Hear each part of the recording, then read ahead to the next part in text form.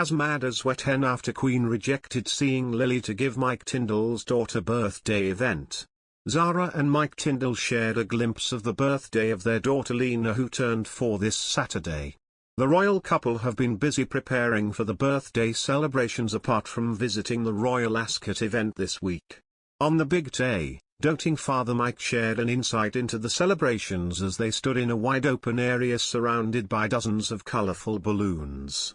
Although their full plans for Lina's birthday aren't known, the event will probably be held at their home on the Gatcombe Park estate, where they live close to Zara's brother Peter, his daughters and mother Princess Anne and her husband, Sir Timothy Lawrence.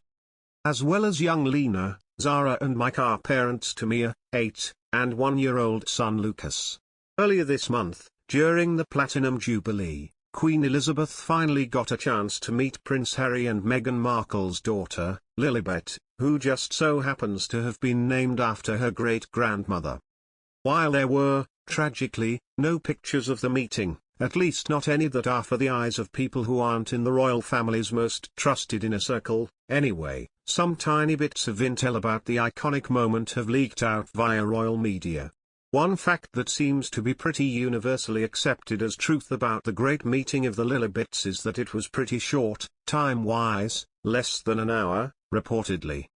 Considering how long the Queen had to wait to meet little Lili, almost exactly a year after her birth, and how far the Sussex fam lives from the rest of the royals these days, the brevity of the intergenerational hangout sesh came as a surprise to some royal fans/ignited flames of anxiety that Harry's relationship with the Queen is in a bad place.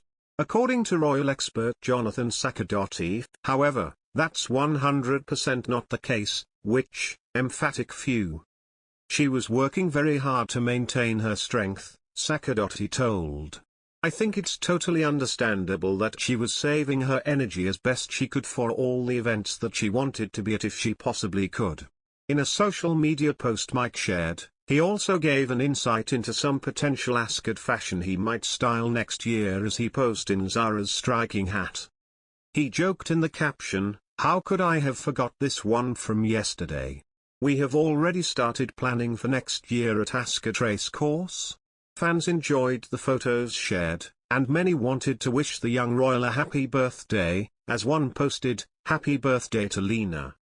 The couple will have more to celebrate next month, as they mark 11 years since tying the knot in Edinburgh. On the day, Zara wore a precious Greek tiara that belongs to her mother, Princess Anne. The something borrowed piece consists of a brilliant cut diamond surrounded by a glittering wreath. It originated in Greece's royal family, with Prince Philip's mother Alice gifting the tiara to Queen Elizabeth II, and the Queen subsequently passed it on to her daughter, Anne. Last week, Zara and Mike Tindall led the royals at Ascot as racegoers came out in force for Ladies' Day. They took part in the traditional carriage procession, accompanied by Princess Anne and her husband, Vice Admiral Sir Tim Lawrence, as the Queen once again stayed home. This totally tracks, of course, considering the Queen has had to skip several public appearances recently, including many events during the Jubilee itself. We're talking about someone in their 90s and a baby, Saccardotti added, presumably to drive home the very obvious, common-sense reason the meeting was kept on the shorter side.